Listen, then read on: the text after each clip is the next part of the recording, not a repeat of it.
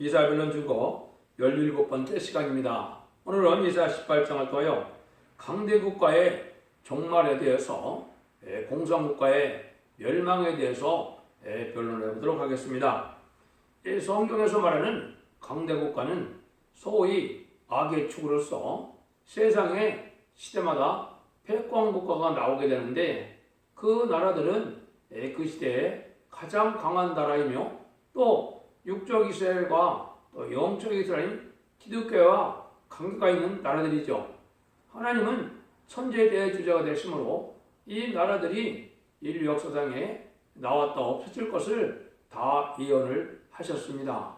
그 예언대로 이루어져가는 때가 지금이고 그 마지막 때가 지금인데요.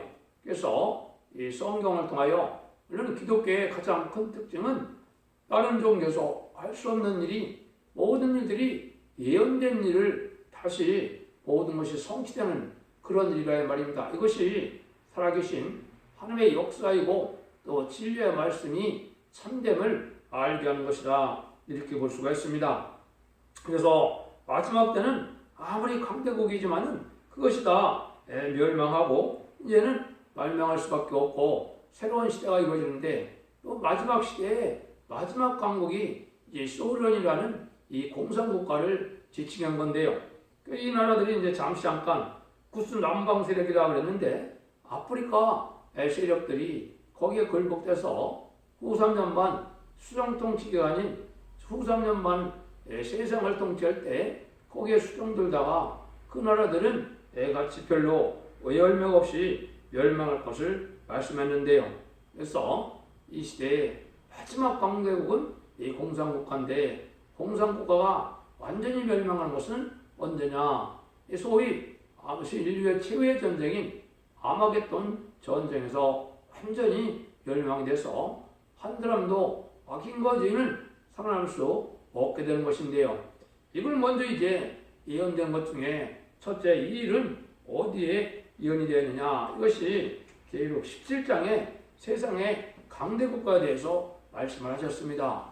이것은 참으로 여기와 이제 계시록과 다니엘서의 이 세상의 마지막 강대국가들이 어떻게 활동하는가를 다 예언을 했는데요. 첫 번째는 이제 계시록 17장, 이제는 9절, 7절부터 보면 7머리 10뿔 달린 짐승이 나오죠. 그러니까 7머리가 중요한데, 7머리를 푸는 방법이 여기 이제 9절과 10절에 나와 있습니다. 지혜 있는 듯이 여기 있으니 그 7머리를 여자가 앉은 7산이요. 그죠?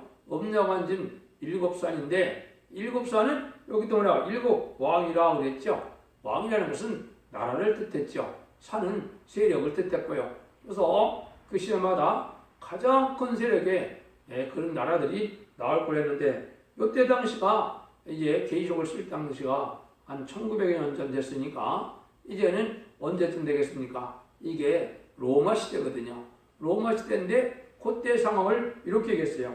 다섯은 망하였고 하나는 있고 다른 이는 아직 이르지 않았으나 이르면 반드시 잠깐 동안 계속하리라고 그랬죠. 여기 이제 그때 시점이 바로 로마 시대가 되는 겁니다. 그래서 5나라가 이미 로마 시대 이전에 있었다는 거죠. 그러면 그것이 역사적으로 애굽, 아수르, 바벨론, 메데바사, 헬라거든요.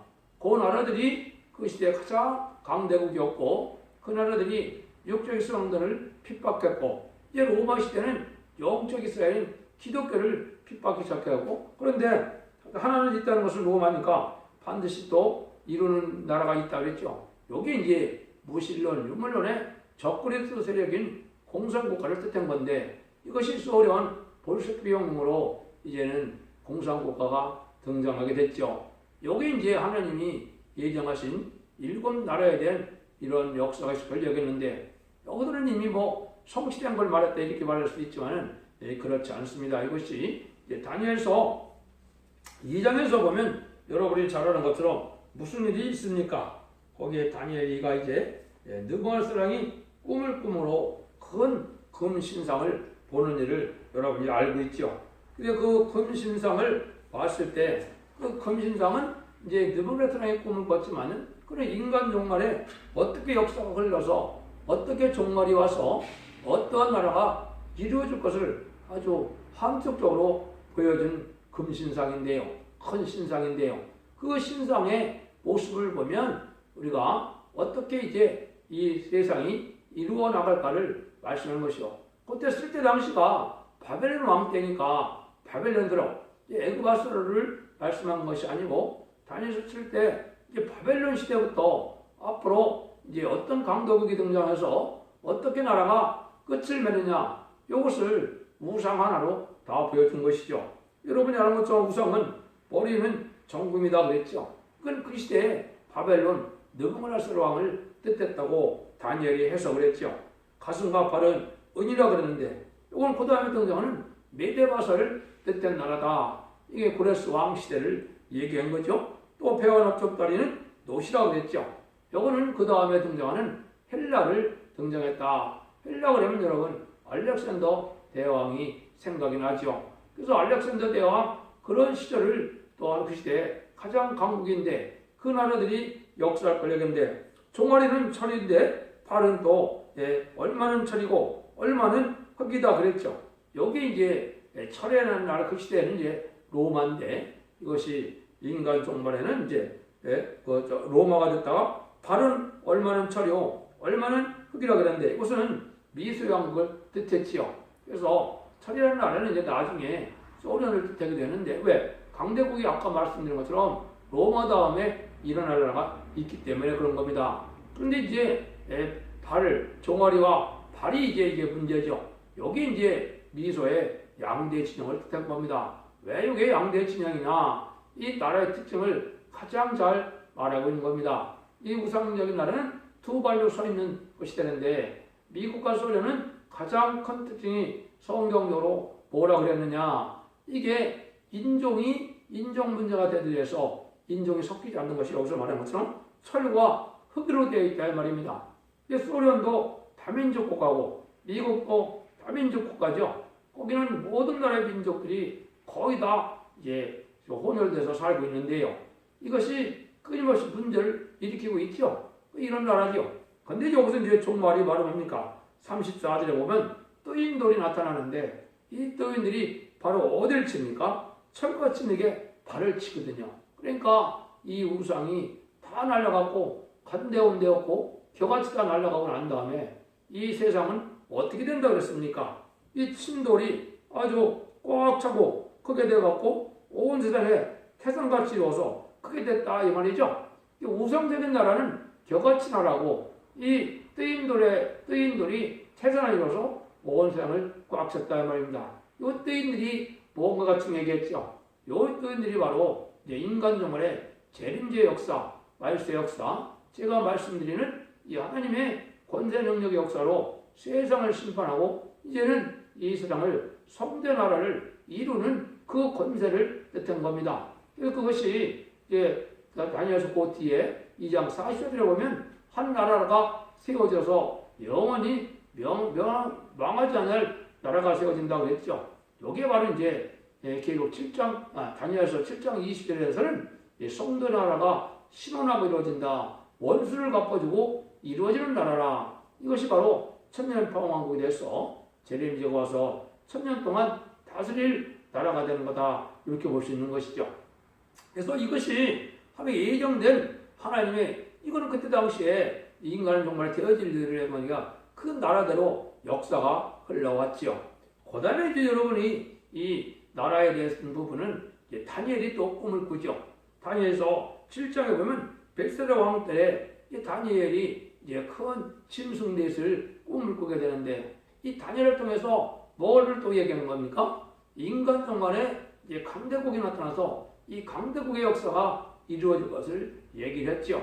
근데 이거는 그 시대에 일어날 일도 되고 인간 종말에 일어날 일도 된다. 이렇게 제가 말씀을 드렸습니다. 첫 번째는 이제 사자 같은데 독수리 같은 그런 나라라고 그랬죠. 이건 그때 당시에 물론 바벨론이었죠. 바벨론 시절이었으니까 가장 강대국이 바벨론이었습니까? 근데 인간 종말에는 가장 강대국이 어디입니까? 사자와 독수리는 들짐승의 으뜸이고 또 그 날짐승의 으뜸이죠. 이게 제공권을 가진 미국을 뜻한 겁니다. 요즘 여러분 이제 매스컴을 보면 미국에 얼마나 정찰기가 대단한 것들이 많습니까? 그것이 요즘에 한국으로 다 모여들고 있다 이 말이죠. 이게 이제 스텔스 같은 것이 독수리와 같이 생겼죠. 이것이 바로 이제 제공권을 가진 마지막 미국을 뜻한 것이다. 이렇게 볼 수가 있습니다. 두 번째 짐승을 봤는데 다니엘은 곰 같은 그러한 짐승인데 특징이 새 갈빗대를 물었다고 했습니다. 이게 이제 중요한 키포인트가 되죠. 곰 같은 나라는 이제 아까 바벨론 다음에 나타날 메데바사를 그 당시에 뜻했는데 그 당시에 새 갈빗대는 뭐를 뜻하느냐? 이 메데바사가 그 시대에 바벨론과 디바가 애굽을 다 속국으로 만들었거든요. 그걸 뜻했는데 인간 정권에는 이 나라가 바로 어느 나라냐? 식민지가 가장 많은 영국을 뜻한 겁니다. 영국이 22개 나라나 영연명을 만들었었죠. 그때 당시에 새 갈빗대는 바로 뭐냐? 호주, 인도, 캐나다죠. 영국보다 몇 배씩이나 더 큰 나라들 다 식민지로 삼았거든요. 이게서 인간정원에 이게 4대 강국 중에 한 나라가 될 것을 영국인 것을 여기서 보여준 겁니다. 세 번째 이제 짐승이 곰 같은데 새 네 날개를 가지고 있다고 그랬죠. 이게 이제 헬라 나라를 뜻하는데요. 헬라 나라가 알렉산더 대왕 때 나라를 뜻했습니다. 근데 이것이 그때 당시에 나라를 뜻했는데 인간 정원에는 평화같이 화려하고 조금 가증한 기가 있는 나라입니다. 이 민주주의 중에서는 이 좌익 세력이 공산당 세력이 상당한 활동을 하고 또 우상도 그렇고 또 음란이나 화려하고 이런 패션이 있는 이런 나라는 프랑스거든요. 이 프랑스를 뜻한 겁니다. 그래서 프랑스가 4대 강국 중에 들어갈 것을 뜻했죠.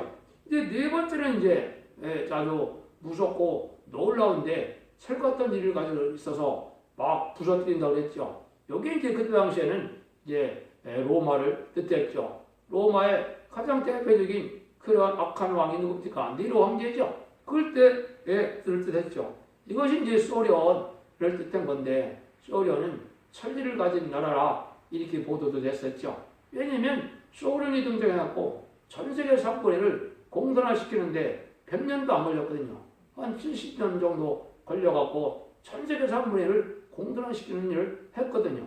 그래서 이게 마지막 강대국이 소련인데 아까 말씀드린 것처럼 이 소련과 미국이 양대 국가가 돼서 이게 세상이 어느 정도 진행되다가 소련과 미국이 망하게 되면 이제 영원한 새 시대가 이루어질 것을 얘기했다. 이것이 이제 인간정원에 대해질 것을 제가 간단히 살펴본 겁니다. 열불에 대한 것은 소련 의성국가 열나라를 뜻했는데 지금 열나라는 이미 다 성취가 되고 앞으로 이제 후 3년 만에 8째 나라가 등장한다는 말이 이제 계곡 17장에 나와 있긴 했죠. 그 8째 나라는 이제 다른 것이 아니고 그것이 후 3년 만에 패권국가가 돼서 후 3년 패권국가는 3차 세계대전에서 이기는 나라인데 이때 소련이 이길 겁니다. 그때까지 춘공이 있다면 소련과 춘공이 합세해서 이는 이기게 될 때 후 3년 만에 42달 동안을 계곡 13장처럼 다스리는 권세를 받게 되거든요.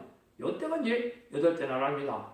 결국은 공산국가라 이 말입니다. 그래서 그 나라가 망하는 것이 인간 영혼의 끝이다. 이걸 알려주거든요. 그래서 이때 이제 그런 것을 통해서 이 인간 영혼의 마지막 나라인 소련이 어떤 형편에 있다가 망하게 되느냐. 그걸 이제 간단히 말씀한 것이 이것이 이사야 18장이 되겠습니다. 1절에서 3절입니다. 슬프다 구스의 강 강건너편 날개치는 소리 나는 땅이요 갈대배를 물에 띄우고 그 사대를 수로 보내며 이르기를 너희 경첩한 사대들아 너희는 강들이 흘러나가는 나라로 가되 장되고 준수한 백성 곧 시초가 또 두려움이 되며 강성하여 대적을 밟는 백성에게로 가라. 너다 세상의 모든 거민 시장에 가는 너희여 산들 위에 기구를 세우든 너는 보고 나팔을 보든 너희는 들을지니다. 그랬죠. 이 구스강 건너편 땅은 미약한 땅을 얘기를 했는데 이건 아프리카를 뜻한 겁니다. 구스 땅 건너편이라고 그랬으니까요. 갈대발을 띄운다는 이런 걸 보면 이제 분명히 미개한 나라이기도 하고 또 인간 정말 될 때까지 분명히 별로 꽃을 피우지 못할 것을 보여준 겁니다. 그래서 아프리카 대륙에는 지금 별로 뭐 그리 대단한 나라가 없죠. 이게 성경대로 그렇습니다. 물론 이제 그 함과 셈과 야벳했을 때 이제 함이 저주를 받아서 그 말씀대로 창세기 9장 25절, 26절, 27절이 그렇죠. 그런 거와 마찬가지로 이제 그렇게 됐다고도 볼 수 있는 거죠. 이 나라인데 그런데 이제 한 나라가 등장해서 이제 아주 강대한 나라가 등장할 것도 됐죠. 왜? 강들이 흐르고 남의 나라도 장대하고 준수한 백성을 했죠. 시적부터 들어옵니다. 이것이 이제 인간 생활의 마지막 강국인 소련을 이렇게 표현한 겁니다.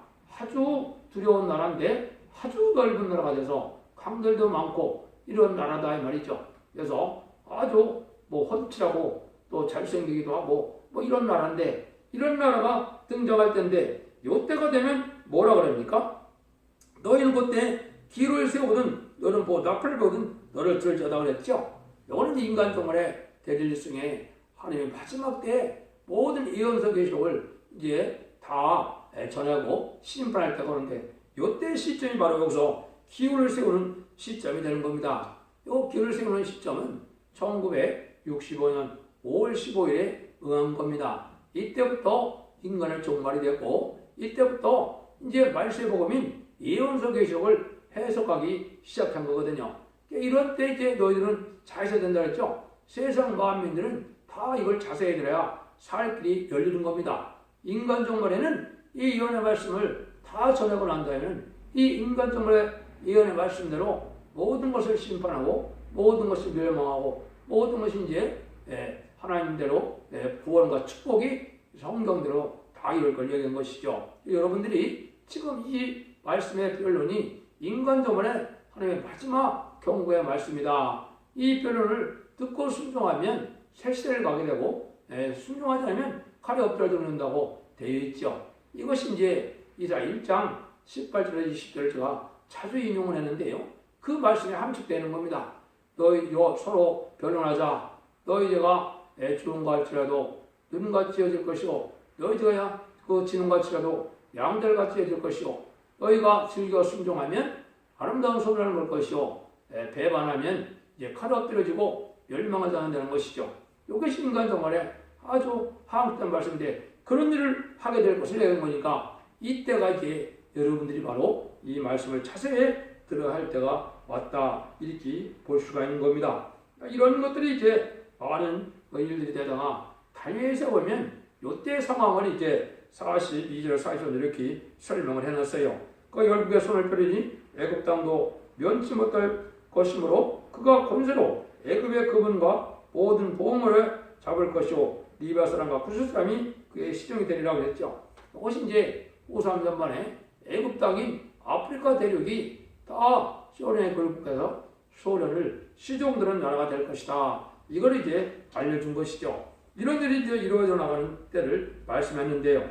이때 이제 인간 종말까지 별로 발전하지 못하리라는 것이 4절 6절에 말씀하시죠. 여호와께서 내게 이르시되 내가 나의 젖에서 정령이 감천함이 째이는 일광 같고 가을 더위에 운무 같도다. 추수하기 전에 꽃이 떨어지고 포도가 맺혀 익어갈 때 내가 나수구 여러 가지를 베며 펴진 가지를 찍어버려서 산의 독수리에게 와 땅의 들짐승들에게 끼쳐드리니 산의 독수리가들이 다 그것으로 과하며 땅의 들짐승들이 다 그것으로 과동하리라 하셨습니다.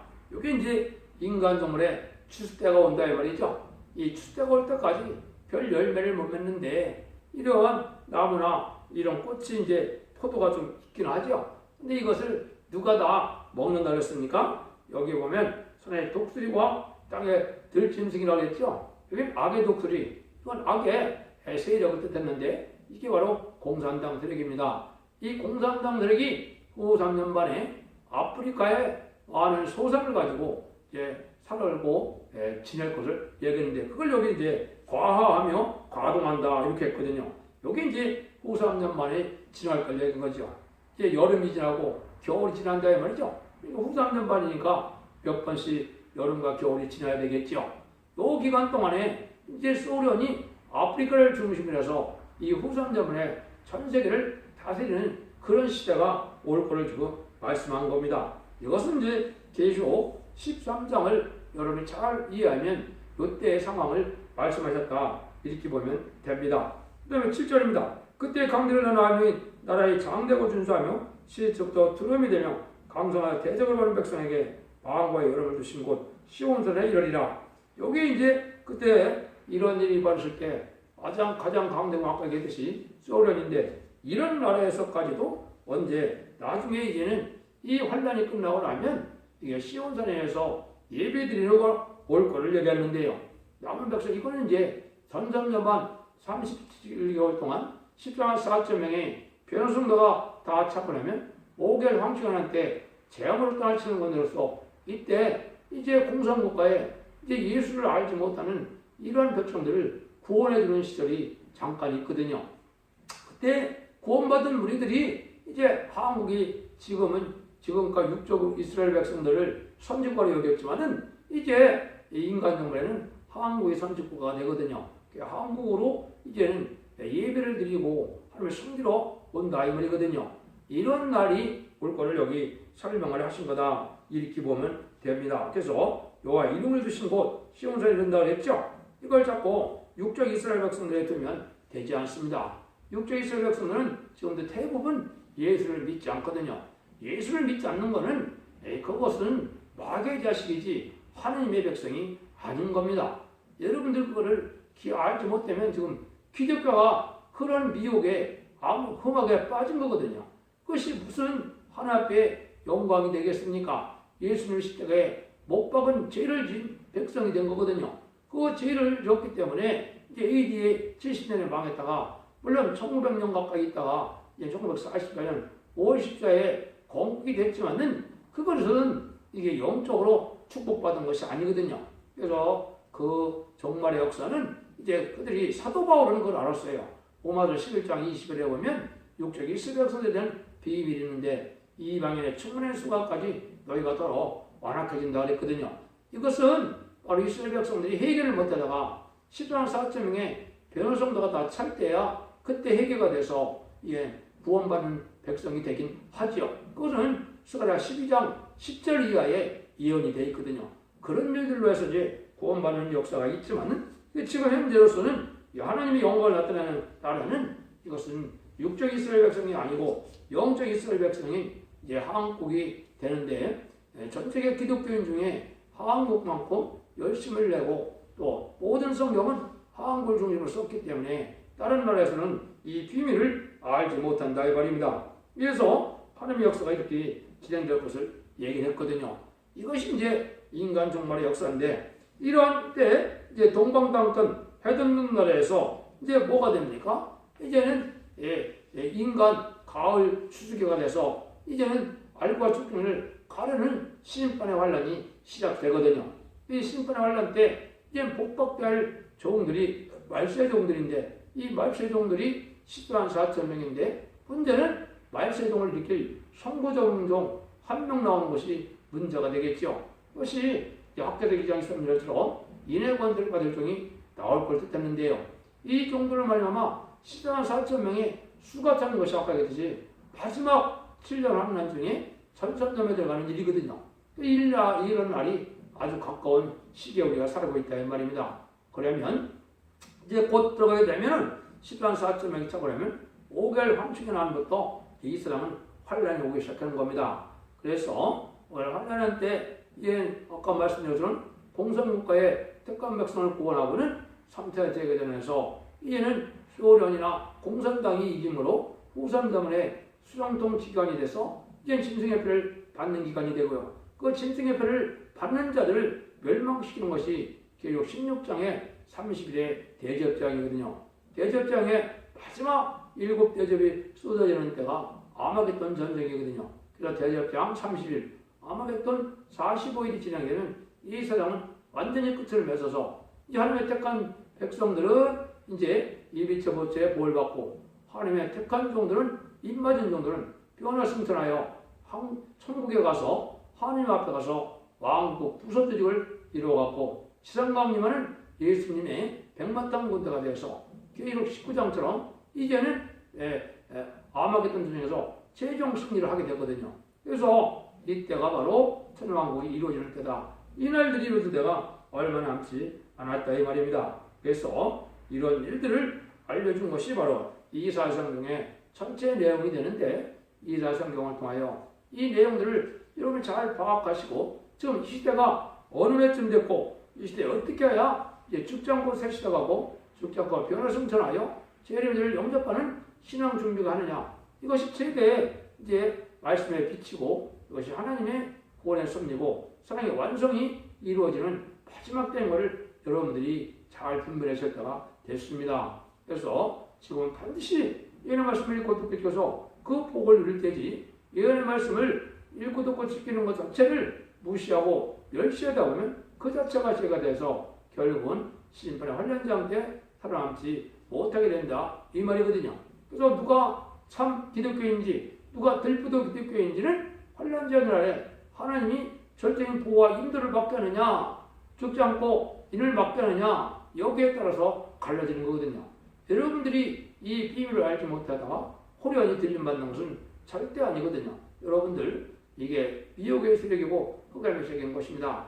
가장 흑암이 인간 영혼에는 공산당을 좋아하고 공산당을 따라가고 WC를 용납하고 WC를 환영하는 이것들이 흑암의 세력인데요.